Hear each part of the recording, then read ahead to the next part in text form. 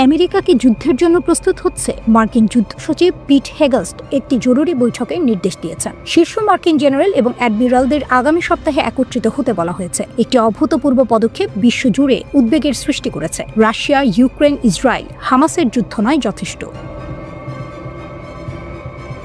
বিশ্ব প্রস্তুত আরও একটি যুদ্ধের জন্য। বিশ্ববাসী মার্কিন যুক্তরাষ্ট্রের বৃহৎ সামরিক পদক্ষেপের দিকে শ্বাসরুদ্ধকর দৃষ্টিতে তাকিয়ে আছে। এক অভূতপূর্ব পদক্ষেপে মার্কিন যুদ্ধ সচিব পিট হেগস্ট আগামী সপ্তাহে ভার্জিনিয়ার কোয়ান্টিকোতে অবস্থিত মেরিন কর্পস ঘাঁটিতে বিশ্বজুড়ে শত শত জেনারেল এবং অ্যাডমিরালদের একত্রিত হওয়ার নির্দেশ দিয়েছে। পেন্টাগন বৈঠকের বিষয়টি নিশ্চিত করেছে, কিন্তু বিস্তারিত কিছু জানায়নি, যার ফলে ব্যাপক জল্পনার ঢালি। বিশ্বব্যাপী আতঙ্কের মধ্যে ডোনাল্ড ট্রাম্প বলেছেন যে তিনি শান্তির রাষ্ট্রপতি এবং বৈঠকের আসল উদ্দেশ্য প্রকাশ করেছেন। মঙ্গলবার কি সারা দেশের সামরিক নেতাদের আমন্ত্রণ জানানো সত্যিই তারাও সেখানে থাকবেন? ট্রাম্পকে জিজ্ঞাসা করা হয়েছিল সারা দেশ থেকে কি জেনারেল এবং অ্যাডমিরালদের ভার্জিনিয়ায় একটি বড় বৈঠকের জন্য। আচ্ছা, আমি জানি, আমি এটা পছন্দ করি, মানে আমার মনে হয় এটা দারুণ। তাকে বন্ধুত্বপূর্ণ হতে দিন। সারা বিশ্বের জেনারেল এবং অ্যাডমিরালদের সাথে তাকে বন্ধুত্বপূর্ণ হতে দিন। কেন? এতে কি কিছু ভুল আছে? ট্রাম্প উত্তর দিলেন। সাক্ষাতের উদ্দেশ্য সম্পর্কে আরও জিজ্ঞাসা করা হলে ট্রাম্প বলেন, আচ্ছা, তারা যদি আমাকে চায় তবে আমি সেখানে থাকবো, কিন্তু এটা এত বড় ব্যাপার কেন? আমি বলতে চাইছি, আমরা সারা বিশ্বের জেনারেল এবং অ্যাডমিরালদের সাথে মিলেমিশে আছি। মনে রাখবেন, আমি শান্তির রাষ্ট্রপতি। মিলেমিশে থাকা ভালো। আপনি এমন আচরণ করেন যেন এটা খারাপ জিনিস। এটি কি ভালো নয় যে সারা বিশ্ব থেকে মানুষ আমাদের সাথে থাকতে আসছে? তিনি আরও বলেন, এটা বিশেষ অস্বাভাবিক কিছু নয় যে যুদ্ধ সচিবের কাছে রিপোর্ট করা জেনারেলরা এবং তারপর মার্কিন যুক্তরাষ্ট্রের রাষ্ট্রপতির কাছে রিপোর্ট করা যুদ্ধ সচিবের সাথে কথা বলতে আসছেন। এটা আসলে মোটেও অস্বাভাবিক নয়, এবং আমার মনে হয় এটা অদ্ভুত যে আপনারা এত বড় গল্পে পরিণত হয়েছেন। এটা কি একটা বড় গল্প? মানে আমার মনে হয় না। আমি মনে করি এটি কি একটা ভালো গল্প নয়। সামরিক বাহিনী হিসেবে আমরা সারা বিশ্ব থেকে সম্মানিত। আমি আমার প্রথম মেয়াদে সামরিক বাহিনী পুনর্গঠন করেছি, যদিও আমরা এর একটি অংশ আফগানিস্তানকে দিয়েছিলাম, কিন্তু আমি সেনাবাহিনী পুনর্গঠন করেছি এবং আমরা খুব সম্মানিত। আমাদের বিশ্বের সবচেয়ে শক্তিশালী সামরিক বাহিনী আছে, প্রশ্ন ছাড়াই। আমাদের কাছে বিশ্বের সেরা সরঞ্জাম রয়েছে। আমরা অন্যান্য দেশের কাছে সরঞ্জাম বিক্রি করছি এবং অনেক জেনারেল এখানে থাকে এবং এটি দেখতে চান। তারা সরঞ্জাম সাইটগুলিও পরিদর্শন করবেন, নতুন অস্ত্র সম্পর্কে কথা বলবেন ইত্যাদি। আমার মনে হয় যখন জেনারেল এবং শীর্ষস্থানীয় ব্যক্তিরা আমাদের সাথে থাকার জন্য মার্কিন যুক্তরাষ্ট্রে আসতে চান, তখন এটি দুর্দান্ত। বর্তমানে যাকে যুদ্ধ সচিব বলা হয়, সবাইকে এই নামটি পছন্দ করে। আমি পছন্দ করি। পেন্টাগনের সাথে হেগস্টের বিরোধের কারণে এই বিশাল সমাবেশটি অনুষ্ঠিত হচ্ছে। দায়িত্ব গ্রহণের পর থেকে হেগস্ট পেন্টাগনের মূল নেতৃত্বকে অপসারণের জন্য একটি ব্যাপক সংস্কার অভিযান শুরু করেছে।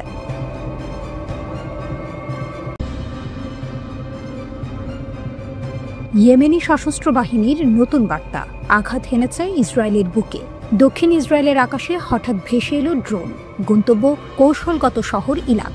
মুহূর্তেই নেমে এলো বিস্ফোরণের ঝড়। ইয়েমেনের হুথি যোদ্ধারা ঘোষণা করল, সফলভাবে আঘাত হেনেছি, শত্রুর প্রতিরক্ষা ভেদ করেছি।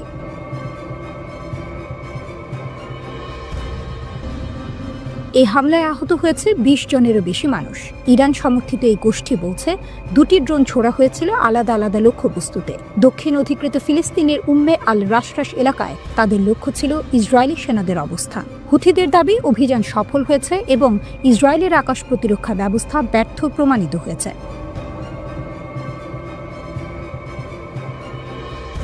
২৪ ঘণ্টায় দ্বিতীয় আঘাত। এটি কেবল একটি বিচ্ছিন্ন হামলা নয়, গত ২৪ ঘণ্টার মধ্যেই এটি হুথিদের দ্বিতীয় অভিযান। তারা ড্রোন হামলা চালিয়েছিল ইলাদ ও বীর শেবার বিভিন্ন স্থানে। প্রতিটি হামলায় ছিল গাজার প্রতি সংহতির বার্তা, প্রতিটি আঘাত ছিল ফিলিস্তিনের মাটির জন্য। হুথিদের সরকারি বিবৃতিতে বলা হয়েছে, গাজা উপত্যকায় অবিচল যোদ্ধাদের আমরা স্যালুট জানাই। তারা শুধু গাজাকেই নয়, সমগ্র জাতিকে রক্ষা করছে।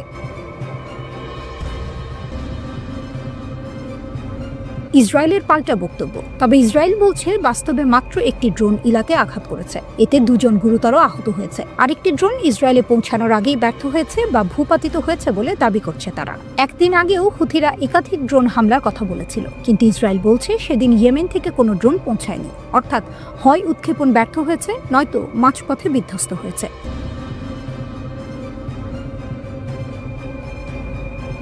তবুও আঘাতের বাস্তবতা যাই হোক, একটি সত্য স্পষ্ট, হুথিদের ড্রোন ইসরায়েলে আঘাত হানছে। সাম্প্রতিক সপ্তাহগুলোতে এটি দ্বিতীয়বারের মতো সরাসরি ক্ষতি করেছে, আর প্রতিদিনই ইসরায়েলকে ইয়েমেন থেকে আসা ড্রোন ও ক্ষেপণাস্ত্র মোকাবিলা করতে হচ্ছে। হুথিরা বলছে তাদের আক্রমণের একটি উদ্দেশ্য গাজার জন্য লড়াই। গাজার যুদ্ধে ইসরায়েলের আগ্রাসন না থামলে এবং অবরোধ না তুললে এসব হামলা চলতেই থাকবে। শক্তির প্রদর্শন। ইসরায়েল বারবার ইয়েমেনের ভেতরে হুথিদের অবস্থান লক্ষ্য করে হামলা চালাচ্ছে, তবুও তাদের থামানো যায়নি। হুথিরা বারবার প্রমাণ করছে তারা শুধু প্রতিরোধ করছে না, বরং দূরত্ব অতিক্রম করে ইসরায়েলের অভ্যন্তরেও আঘাত হানার ক্ষমতা রাখে। ইলাতের এই হামলা তাই শুধু একটি সামরিক অভিযান নয়, এটি এক রাজনৈতিক বার্তাও। গাজার রক্তের প্রতিশোধ নিচ্ছে ইয়েমেনের যোদ্ধারা।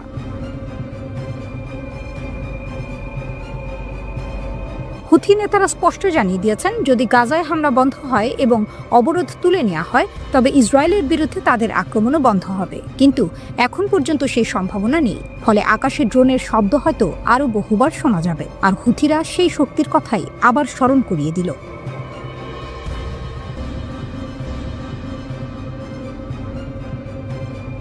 মধ্যপ্রাচ্যের আকাশে আজ আবারও বজ্রপাত, কাতার নীরব, শুধু অভিযোগের সুর, শুধু যুক্তরাষ্ট্রের দিকে তাকিয়ে থাকা এক রাজ্যের দৃষ্টি। কিন্তু ঠিক সেই সময় দূর সানা থেকে উঠে দাঁড়ালো অন্য এক কণ্ঠ, হুথিরা, যাদের হাতে নেই কাতারের মতো অফুরন্ত সম্পদ, কিন্তু আছে প্রতিরোধের অদম্য সব। তাদের চোখে নো মার্সি লেখা, তাদের আঙুলি ছোড়া হলো প্রতিশোধের আগুন। ধোঁয়ায় ঢেকে থাকা সানার আকাশ, যেখানে আগের দিন ইসরায়েলি বোমারু বিমানের গর্জন ছিঁড়ে দিয়েছিল শহরের বুক, ভেঙে পড়েছিল হাসপাতাল, উড়েছিল সংবাদপত্রের অফিস। শহরের মেঝেতে পড়েছিলেন সাংবাদিক। সেই ধ্বংসস্তূপের ভেতর দিয়ে উঠে এলো এক ঘোষণা। টেলিভিশনের পর্দায় হাজির হলেন ব্রিগেডিয়ার জেনারেল ইয়াহিয়া সারি। কণ্ঠে তার প্রতিশোধের সুর। বলে দিলেন, আমাদের ক্ষেপণাস্ত্র ছুটেছে নেগেভ মরুভূমির দিকে। আরও আছে, শুধু ক্ষেপণাস্ত্র নয়, ড্রোনও উড়ে গেছে রামন বিমানবন্দরে। ড্রোন আঘাত করেছে নেগেভের সামরিক ঘাঁটিতে। ইসরায়েলের দক্ষিণে বাজল সাইরেন, আতঙ্কে মানুষ ছুটল আশ্রয় কেন্দ্রে। যদিও সেনারা বলল, আমরা কিছু ড্রোন ভূপাতিত করেছি, কিন্তু হুথিদের ঘোষণা কেটে গেল রাতের আকাশে বজ্রপাতের মতো। আমাদের আঘাত সঠিক ছিল, কার্যকর ছিল। জবাবটা শুধু সামরিক নয়, মনস্তাত্ত্বিকও। কারণ ইসরায়েলের আঘাতে নিহত হয়েছিলেন ইয়েমেনের প্রধানমন্ত্রী, নিহত হয়েছিলেন মন্ত্রীরাও। সে ক্ষত শুকায়নি। ইয়েমেনি সশস্ত্র বাহিনীর প্রতিটি রক্তফোঁটার প্রতিশোধ নেওয়ার শপথ বাস্তবে রূপ নিচ্ছে ক্ষেপণাস্ত্রের আগুনে। হুথিদের সতর্কবাণী, আমরা লক্ষ্য করব তাদের ঘাঁটি, তাদের বিমানবন্দর, তাদের দখলকৃত বসতি, এমনকি তাদের লাউঞ্চও নিরাপদ থাকবে না। সেই হুঁশিয়ারি আজ পরিণত হলো বাস্তবতায়। ফিলিস্তিনি মিডিয়ার প্রতিবেদন অনুযায়ী ইসরায়েলের হোম ফ্রন্ট কমান্ড ক্ষেপণাস্ত্র হামলার জবাবে বিমান প্রতিরক্ষা ব্যবস্থা সক্রিয় করেছে। কুদস নিউজ নেটওয়ার্ক জানিয়েছে, তেল আবিব সহ দখলকৃত অঞ্চলের বিস্তীর্ণ এলাকায় সাইরেন বাজানো হয়েছে। প্যালেস্টাইন পোস্ট জানিয়েছে, ক্ষেপণাস্ত্র হামলার পর তেল আবিবে সাইরেন বাজতে শুরু করে। আল মায়াদিনের প্রতিবেদনে বলা হয়েছে, বিস্তীর্ণ এলাকায় সাইরেন শোনা গেছে। প্যালেস্টাইন নাও আরও জানিয়েছে, কলপিডিয়া ও তেল আবিবে বিস্ফোরণের শব্দ শোনা গেছে। ইসরায়েলি সেনাবাহিনী দাবি করেছে, এই বিস্ফোরণগুলো তাদের বিমান প্রতিরক্ষা ব্যবস্থার মাধ্যমে ক্ষেপণাস্ত্র ধ্বংসের ফলাফল।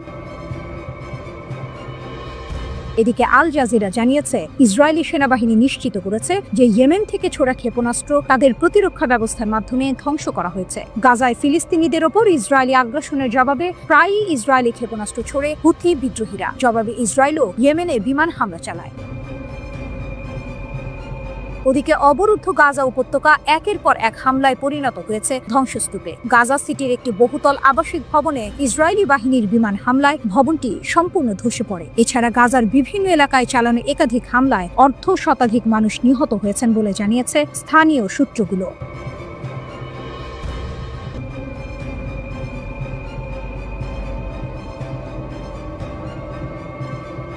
ইসরায়েলের জন্য নতুন দুঃস্বপ্ন, এলএনবি ক্রসিং, পশ্চিম তীরের একমাত্র দরজা যেখান দিয়ে ফিলিস্তিনিরা ইসরায়েলি নিয়ন্ত্রণ ছাড়া বের হতে পারে। সেই দরজাতেই অনিশ্চয়তা। সকালটি শুরু হয়েছিল শান্তভাবে। একটি ট্রাক, যার গায়ে লেখা ছিল গাজায় মানবিক সহায়তা যাচ্ছে, কিন্তু কয়েক মুহূর্ত পরেই সেই ট্রাক পরিণত হলো মৃত্যুর বাহনে। প্রত্যক্ষদর্শীদের চোখে ধরা পড়া দৃশ্য ভয়ঙ্কর। আক্রমণকারী প্রথমে বন্দুক তুলে ধরল, গুলির শব্দে কেঁপে উঠল সীমান্ত চৌকি। দুই ইসরায়েলি মাটিতে লুটিয়ে পড়লেন। কিন্তু এখানেই শেষ নয়, বন্দুক হঠাৎ আটকে গেল, আর সেই মুহূর্তে শুরু হলো আরো বিভীষিকাময় অধ্যায়, ছুরিকাঘাত। 20 বছর বয়সী তরুণ আর 60 বছর বয়সী এক প্রবীণ, দুজনকেই টেনে নামালো মৃত্যু। ইসরায়েলি মেডিক টিম ছুটে গেল, বুক চাপড়ানোর চেষ্টা চালালো পুনরুজ্জীবনে, কিন্তু জীবন হাতছাড়া হলো। ইসরায়েলি সেনারা পাল্টা গুলি চালালো। ঘটনাস্থলেই আক্রমণকারীকে গুলি করে ফেলা হলো। ট্রাকের পাশে পড়ে রইল ছুরি আর একটি হ্যান্ডগান, যেন দুটো সাক্ষী যারা চুপচাপ দাঁড়িয়ে রইল নাটকের শেষে। প্রাথমিক তদন্ত বলছে ট্রাক তখনও পরীক্ষা হয়নি। আক্রমণকারী আসলে কে? তিনি কি জর্ডানের সৈন্য? ইসরায়েলি সূত্র বলছে না, কিন্তু চ্যানেল 12 এর খবর তিনি ছিলেন জর্ডানিয়া, বৈধভাবেই গাজার ত্রাণ পরিবহনের অংশ। জর্ডান সরকার বলেছে তারা ঘটনা নিবিড়ভাবে পর্যবেক্ষণ করছে, যেন তাদের কূটনৈতিক টেবিলে এখন ছড়িয়ে আছে দা। এই হামলার প্রতিধ্বনি যেন ফিরিয়ে আনছে গত বছরের সেপ্টেম্বর। তখনও এক জর্ডানিয়ান চালক সীমান্তে গুলি চালিয়ে মেরেছিল 3 ইসরায়েলি প্রহরীকে। ইসরায়েল বলছে তদন্ত চলছে, তবে ইতিমধ্যেই সীমান্তে বেড়েছে সেনা উপস্থিতি। আরব দুনিয়ায় ইসরায়েলের বিরুদ্ধে ঐক্য জমে উঠছে ঠিক এই সময়। ঠিক তখনই এই রক্তাক্ত বার্তা কে পাঠালো, কেন পাঠালো? গাজায় অব্যাহত হামলার মধ্যেই এবার ফিলিস্তিনের পূর্ব জেরুজালেমের দিকে নজর দিয়েছে ইসরায়েল। ফিলিস্তিনি কর্তৃপক্ষ অভিযোগ করেছে সেখানে সামরিক চেকপোস্ট ও লোহার গেট দিয়ে ঘিরে ফেলছে ইসরায়েল। তারা জানিয়েছেন শহরের ভেতর এবং আশেপাশে ইতিমধ্যে 88টি ব্যারিয়ার বসানো হয়েছে, যা সাধারণ নিরাপত্তা নয়, বরং সুপরিকল্পিত দমন নীতির অংশ। ফিলিস্তিনি কলোনাইজেশন অ্যান্ড ওয়াল রেজিস্ট্যান্স কমিশনের পরিসংখ্যান অনুযায়ী পুরো পশ্চিম তীরে স্থায়ী চেকপোস্টের সংখ্যা দাঁড়িয়েছে 904টি। এর মধ্যে শুধু জেরুজালেম ও আশপাশের গ্রামগুলোতেই রয়েছে অন্তত 88টি। ফিলিস্তিনি পক্ষের অভিযোগ, এভাবে মানুষের চলাচলের স্বাধীনতাকে প্রকাশ্যে লঙ্ঘন করছে ইসরায়েল। ফিলিস্তিনিরা বরাবরই পূর্ব জেরুজালেমকে তাদের ভবিষ্যৎ রাষ্ট্রের রাজধানী হিসেবে দাবি করে আসছে। জাতিসংঘের প্রস্তাবও 1967 সালে ইসরায়েলের দখল এবং 1980 সালে একতরফা সংযুক্তিকরণকে অবৈধ হিসেবে ঘোষণা করেছে।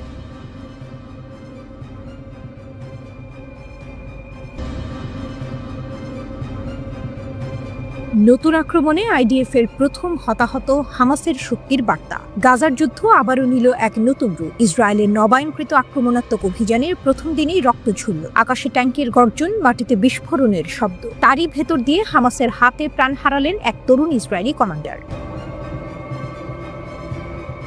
মাত্র 27 বছর বয়স, নাম বোজাগ্লো। গাজার রাস্তায় ট্যাঙ্ক অগ্রযাত্রা চালাচ্ছিলেন তিনি। হঠাৎ এক প্রচন্ড বিস্ফোরণ, হামাস যোদ্ধাদের ছোড়া আরপিজি সোজা আঘাত হানে আইডিএফ এর 77তম ব্যাটালিয়নের ট্যাঙ্কে। মুহূর্তেই পরিস্থিতি পাল্টে যায়। আহত কমান্ডারকে হাসপাতালে নেওয়া হলেও শেষ পর্যন্ত বাঁচানো যায়নি। চিকিৎসকদের সর্বোচ্চ চেষ্টা সত্ত্বেও শেষ নিঃশ্বাস ত্যাগ করেন তিনি। এভাবেই শুরু হলো গাজার নতুন অভিযানে আইডিএফ এর প্রথম বড় হতাহতের ঘটনা।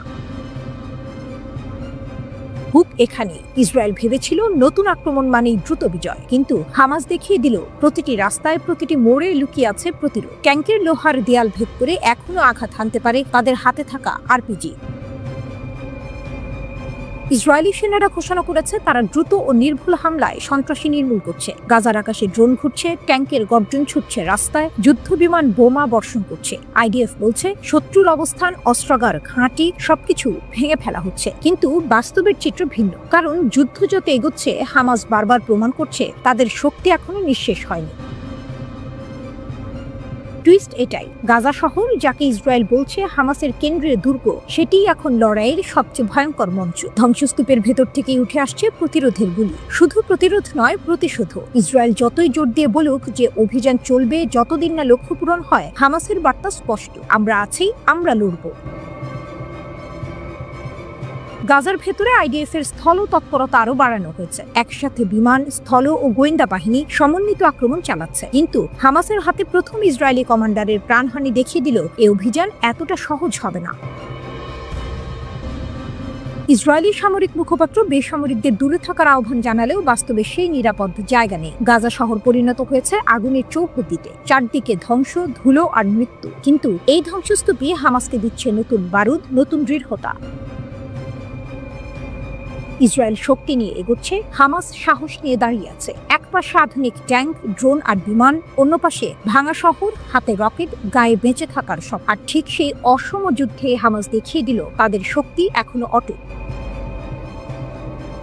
গাজায় ইসরায়েলি বর্বরতায় এখন পর্যন্ত 65,000-এর বেশি মানুষ নিহত হয়েছেন। আহত হয়েছে 1.5 লাখের বেশি ফিলিস্তিনি। ধ্বংসস্তূপের নিচে অনেক মানুষ আটকে থাকায় প্রকৃত নিহতের সংখ্যা ধারণার চেয়ে বেশি বলে আশঙ্কা করা হচ্ছে।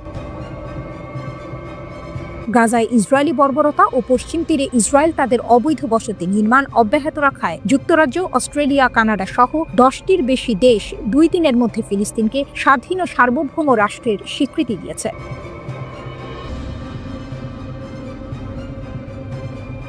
রাতের আকাশে হঠাৎ সাইরেন, তেল আবিব, আশদোদ, আশকেলান সব কেঁপে ওঠে একসাথে। ইসরায়েল গাজায় বোমা বর্ষণ করছে দিনরাত, শহর পরিণত হয়েছে ধ্বংসস্তূপে। কিন্তু তবুও গাজার মাটি থেকে বেরিয়ে আসছে রকেট। হামাসের হাতে তৈরি রকেটগুলো এখনও ইসরায়েলের গর্ব আয়রন ডোমকে নাড়িয়ে দিচ্ছে। হামাসের অটল বার্তা, ইসরায়েলি সেনারা দাবি করছে তাদের টানেল ধ্বংস হয়েছে, ভবন উড়িয়ে দেওয়া হয়েছে, কিন্তু হামাস যেন আরো দৃঢ়। 20 সেপ্টেম্বর ইসরায়েলের এক আক্রমণে 60 জন ফিলিস্তিনি নিহত হয়। একই সাথে ইসরায়েল দাবি করে তারা 2 সপ্তাহে 220টি টাওয়ার ব্লক ধ্বংস করেছে। অথচ ঠিক সেই সময়ই উত্তর গাজা থেকে 2টি রকেট ছুটে আসে আশদোদের দিকে। একটি প্রতিহত করা গেলেও আরেকটি পড়ল খোলা মাঠে। কোনো বড় ক্ষতি হয়নি, কিন্তু বার্তাটা স্পষ্ট, গাজা বেঁচে আছে, প্রতিরোধ থামেনি। জনগণের সংগ্রাম, ইসরায়েলের অনুমান সেপ্টেম্বর থেকে 250,000 মানুষ গাজা শহর ছেড়ে গেছে, কিন্তু হামাস বলছে সংখ্যাটা অনেক কম, মাত্র 3 লাখ। এখনো 9 লাখ মানুষ থেকে গেছে ধ্বংসস্তূপের ভেতরে, তাদের চোখে প্রতিদিন প্রতিরোধের আগুন। হাজার হাজার মানুষ বাধ্য হচ্ছে ঘর ছাড়তে, কিন্তু তাদের ঠোঁট থেকে একটাই শব্দ, ফিলিস্তিন। আন্তর্জাতিক মোড়, ঠিক এই সময়েই বিশ্বমঞ্চে নতুন অধ্যায়। 22 সেপ্টেম্বর 10টি দেশ আনুষ্ঠানিকভাবে ফিলিস্তিন রাষ্ট্রকে স্বীকৃতি দিতে চলেছে। এরই মধ্যে যুক্তরাজ্য, অস্ট্রেলিয়া ও কানাডা স্বীকৃতির ঘোষণা দিয়েছে। যুদ্ধের আগুনের মাঝেই ফিলিস্তিনের মানচিত্র আরও স্পষ্ট হয়ে উঠছে। গাজার রাস্তায় ধুলো উঠছে, শিশুরা ধ্বংসস্তূপের ফাঁক দিয়ে দৌড়াচ্ছে। দূরে এক যোদ্ধা হাতে রকেট লঞ্চার ধরে দাঁড়িয়ে, চোখে দৃঢ়তা। তেল আবিবে রাজনীতি গর্জন করছে, নেতানিয়াহু ঘোষণা দিচ্ছেন হামাস ধ্বংস হবে, কিন্তু প্রতিবারই আকাশে ফেটে পড়া রকেট যেন বলে ওঠে ধ্বংসস্তূপ থেকেও আমরা লড়ব। গাজার মাটিতে আগুন, কিন্তু সেই আগুনের ভেতরেই জন্ম নিচ্ছে এক নতুন বার্তা। ফিলিস্তিনের গাজায় এখনো বন্দী থাকা জিম্মিদের ছবি প্রকাশ করছে হামাস। এগুলোকে বিদায়কালীন ছবি বলে উল্লেখ করেছে ফিলিস্তিনের স্বাধীনতাকামী সংগঠনটির সামরিক শাখা। হামাসের ভাষ্যমতে, ইসরায়েল যদি গাজা নগরীতে স্থল অভিযান চালিয়ে যায়, তাহলে এই জিম্মিরা বিপদের মধ্যে পড়বে।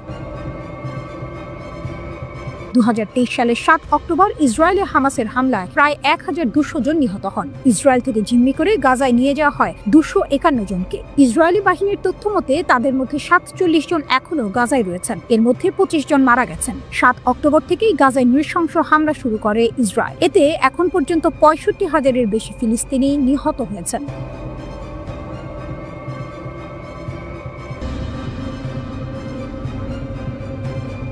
চব্বিশ ঘন্টার মধ্যেই দ্বিতীয়বার গাজা শহরের ধ্বংসস্তূপের ভেতর থেকেও আগুন ঝড় তুলল হামাস। ইসরায়েলি হামলা, ট্যাঙ্ক, গুলি সবকিছু সত্ত্বেও মাটি ভেদ করে উঠে এলো প্রতিরোধের রকেট। আবারও আকাশে সাইরেন, আবারও ইসরায়েলের প্রতিরক্ষা ব্যবস্থার সামনে চ্যালেঞ্জ। দক্ষিণ ইসরায়েলের নাহাল ও সীমান্তের দিকে হঠাৎ ছুটে আসে একটি রকেট। সাইরেন বাজতে শুরু করে চারপাশে, আতঙ্ক ছড়ায় গ্রাম জুড়ে। ইসরায়েলি সেনারা তড়িঘড়ি ঘোষণা দেয় একটি ইন্টারসেপ্টর মিসাইল আকাশ ছুড়ে রকেটটি প্রতিহত করা হয়েছে। কাগজে কলমে বিজয়, কিন্তু বাস্তবে এর ভেতরেই লুকিয়ে আছে আতঙ্কের বার্তা। কারণ গাজার মাটিতে দমে নেই হামাস। বোমা ঝুটছে শহরের উপর, প্রতিদিন নতুন করে ভেঙে যাচ্ছে ঘরবাড়ি। কিন্তু এই ভাঙা শহর থেকেই প্রতিশোধের আগুন জ্বালিয়ে দিচ্ছে তারা। স্থলভাগেও হামাসের হানা। ইসরায়েলি সামরিক বাহিনীর একজন কর্মকর্তাকে টার্গেট করে আঘাত হানে যোদ্ধারা। হতচকিত ইসরায়েলি বন্দুকধারীরা পাল্টা গুলি চালায়, হামাস যোদ্ধাদের হত্যা করে। কিন্তু প্রশ্ন রয়ে যায়, এত যুদ্ধের পরও কিভাবে দাঁড়িয়ে থাকে এই প্রতিরোধ? উত্তর গাজা থেকে ছোড়া হলো 2টি রকেট, লক্ষ্য ইসরায়েলের শহর আশদোদ। একদিকে ইসরায়েলের আয়রন ডোম প্রতিহত করতে পেরেছে, কিন্তু দ্বিতীয়টি আছড়ে পড়ে খোলা মাঠে। কোনো ক্ষয়ক্ষতি হয়নি, তবে বার্তাটি স্পষ্ট, গাজা এখনই নিস্তব্ধ নয়। আশদোদের জন্য ঘটনাটি ছিল ব্যতিক্রম। এপ্রিলের পর এই প্রথম শহরটিকে রকেটের শব্দ শুনতে হলো। এতদিন ধরে বড় শহরগুলো তুলনামূলক শান্ত থাকলেও এবার সেখানে পৌঁছে গেল গাজার আগুন, যা ইসরায়েলকে ভাবিয়ে তুলেছে। যুদ্ধ যতই দীর্ঘ হোক, গাজা থেকে দীর্ঘ পাল্লার রকেট হামলা ক্রমেই বিরল হয়ে উঠছিল। কিন্তু এদিন আবারও প্রমাণ হলো, হামাসের অস্ত্রাগার এখনো নিঃশেষ হয়নি। তারা চায় না শুধু প্রতিরক্ষা, তারা পাঠাচ্ছে রাজনৈতিক বার্তাও। গাজা ভাঙবে, কিন্তু হার মানবে না। ইসরায়েল ভেবেছিল গাজার শহর দখল মানেই হামাসকে স্তব্ধ করা, কিন্তু বাস্তবতা হলো ভিন্ন। ধ্বংসস্তূপের নিচেও হামাস তাদের অস্তিত্ব বাঁচিয়ে রেখেছে, রকেট তৈরি করছে, গুলি চালাচ্ছে, আর বারবার মনে করিয়ে দিচ্ছে এই যুদ্ধে কেবল আকাশই নয়, ইসরায়েলের নিরাপত্তার দেয়ালও কাঁপছে। হয়তো সামরিক শক্তিতে পিছিয়ে, হয়তো প্রযুক্তিতে দুর্বল, কিন্তু প্রতিরোধে হামাস আজও দাঁড়িয়ে আছে আগুন হয়ে। প্রতিটি রকেট যেন ঘোষণা দিচ্ছে গাজার মাটিতে লড়াই এখনো শেষ হয়নি। ফিলিস্তিনের অবরুদ্ধ গাজা উপত্যকায় গণহত্যা ঠেকাতে দখলদার ইসরায়েলের উপর পূর্ণ অস্ত্র নিষেধাজ্ঞা দিয়েছে স্পেন। দেশটির সরকার এই নিষেধাজ্ঞার অনুমোদন দিয়ে ডিক্রি জারি করেছে। স্প্যানিশ অর্থমন্ত্রী কার্লোস কুয়াট্রো এক সংবাদ সম্মেলনে বলেছেন, নিষেধাজ্ঞার আওতায় ইসরায়েলে স্পেন কোনো সামরিক সরঞ্জাম, দ্বৈত ব্যবহারের সামরিক পণ্য এবং প্রযুক্তি পাঠাবে না। এছাড়াও স্পেনও এই ধরনের কোনো পণ্য বা প্রযুক্তি আমদানি করবে না। নিষেধাজ্ঞার আওতায় সামরিক কাজে ব্যবহৃত হতে পারে এমন বিমানের জ্বালানির অনুরোধও আটকে দিয়েছেন স্পেন। সঙ্গে ফিলিস্তিনের অধিকৃত পশ্চিম তীরে অবৈধ ইসরায়েলি বসতিগুলো থেকে আসা পণ্য আমদানি এবং সেগুলোর বিজ্ঞাপনও স্পেনে প্রচারে নিষেধাজ্ঞা দেওয়া হয়েছে।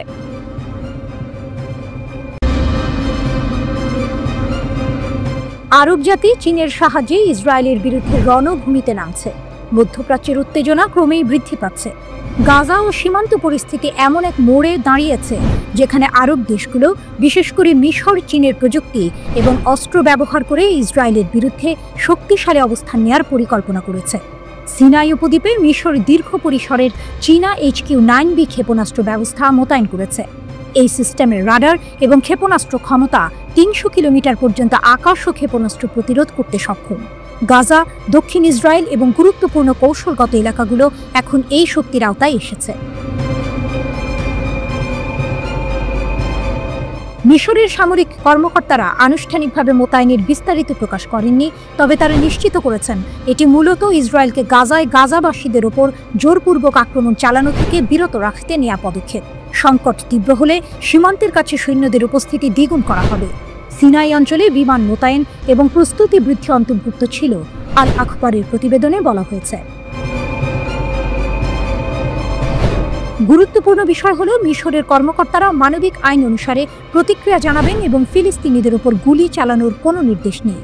মিশরের পররাষ্ট্রমন্ত্রী স্পষ্টভাবে জানিয়েছেন, গাজাবাসীদের জোরপূর্বক স্থানান্তর কায়রোর জন্য রেড লাইন। তারা কোনো গণস্থানান্তর গ্রহণ করবে না, অংশগ্রহণ করবে না বা অনুমতি দেবে না। তবে এই পরিস্থিতি শুধু আরবদের জন্য নয়, মধ্যপ্রাচ্যের প্রতিটি শক্তি ইরানের দিকে তাকিয়ে আছে। ইরান, যেটি নিজস্ব সামরিক শক্তি, ক্ষেপণাস্ত্র সক্ষমতা এবং আঞ্চলিক প্রভাবের মাধ্যমে সবসময় শক্তির ভারসাম্য বজায় রেখেছে, এখন চুপচাপ নয়। গাজার ওপর ইসরায়েলের আগ্রাসন ও পশ্চিমা শক্তির হস্তক্ষেপে ইরান তার অভিজ্ঞতা এবং প্রতিরক্ষা প্রযুক্তি ব্যবহার করে কৌশলগত প্রতিক্রিয়া প্রদর্শন করতে প্রস্তুত। IRGC এবং ইরানের সশস্ত্র বাহিনী হাইপারসনিক ও ব্যালিস্টিক ক্ষেপণাস্ত্র দিয়ে শত্রুকে সতর্ক করেছে যে কোনো আগ্রাসন বা জোরপূর্বক পদক্ষেপ কঠিন প্রতিক্রিয়ার মুখোমুখি হবে। বিশ্লেষকরা বলছেন, ইরান এই অঞ্চলে শুধুমাত্র অস্ত্র প্রদর্শন করছে না, বরং একটি শক্তিশালী রাজনৈতিক বার্তা দিচ্ছে। যে কেউ আঞ্চলিক ভারসাম্য ভাঙতে চাইবে তাকে নতুন মাত্রার প্রতিরোধের মুখোমুখি হতে হবে। মিশর এবং চীনের সমন্বয় এই বার্তাকে আরও শক্তিশালী করেছে। ইসরায়েল ইতিমধ্যেই সতর্ক। সিনাই উপদ্বীপে মিশরের সামরিক কার্যক্রম নিয়ে তার উচ্চ স্তরের সতর্কতা জারি করেছে। তবে চীনা প্রযুক্তি এবং ইরানের আঞ্চলিক শক্তি যোগ হওয়ায় ইসরায়েলের প্রতিরক্ষা আরও কঠিন পরীক্ষার মুখে। এবার প্রশ্ন উঠছে, মধ্যপ্রাচ্যের এই নতুন সমীকরণ কি শুধু রণশক্তির প্রদর্শন, নাকি এটি একটি নতুন আঞ্চলিক জোটের সূচনা, যা ইসরায়েল এবং পশ্চিমা শক্তির জন্য নয়া হুমকির বার্তা? ইতিহাসই বলবে, কিন্তু এখনই স্পষ্ট যে আরব দেশগুলো চীন এবং ইরানের সমন্বিত শক্তি ইসরায়েলের জন্য ভাবার বিষয় হয়ে দাঁড়িয়েছে।